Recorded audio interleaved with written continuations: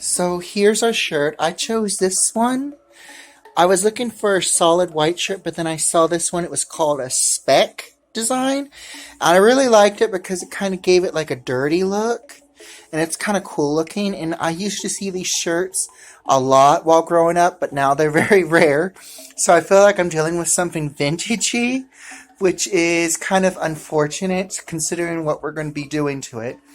Um, so the plan is we want to color the cuffs and the collar solid black.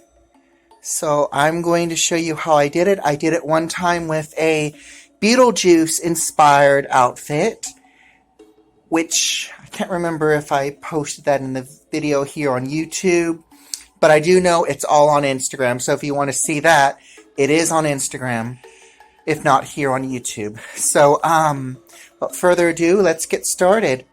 So I decided to try to do a paint border tape over the cuff to try to protect the rest of the sleeve.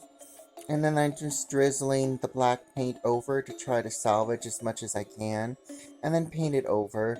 Yes, it looks a little bit sloppy, but this is Jack Skellington and we want it to try to look like kind of worn, aged, so that's the plan. And we're just coloring the cuff. Now, I wanted to color the cuff and the collar both. And the reason why is because I was worried that it would poke out through the cuff of the sleeve. And I didn't want, like, a simple white with specks to pop out. I just wanted it to where the only thing that's white that you see is the stripes of the suit and the exposed front of the shirt. And that was what I wanted the main focus to be. So anything that may poke out that might have been white, I painted out. Now, I also do the same thing to the collar, so I'm just going to show you how I did it with the cuff, because it's the same process. After it dries, I peel off the paint to see if it works, and it did, and I repeated on the sleeve and the cuff.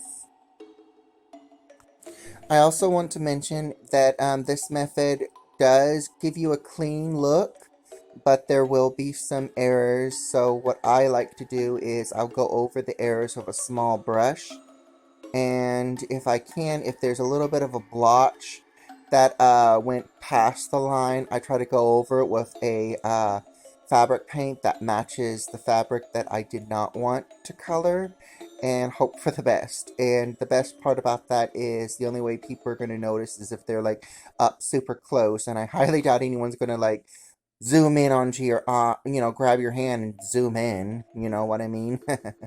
But yeah, I'm cleaning up the mistakes, and after cleaning it up, I let it air dry again before I go to the next part.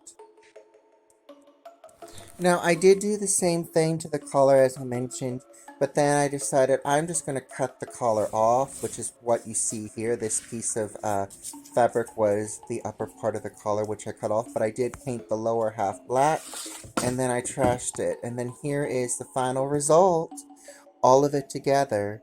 It turned out pretty good. I really like the little pumpkin still. I like it. It's my own version of Jack Skellington's costume.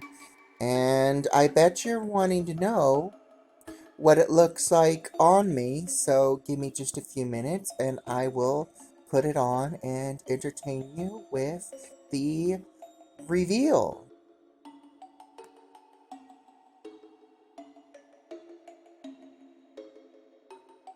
I apologize for the sliding, but here it is, the full suit all together, in front of my iconic costume closet. I really like how this turned out, and here I am putting my hands in the pocket to kind of show you the pockets work. Some close-ups of the stripes, and then I show off the cuffs, and then the collar. I really like this costume. It turned out pretty good. Please like, subscribe, and hit that bell, and stay tuned. We will possibly be doing a full Comic-Con day reveal. Stay tuned. Bye-bye.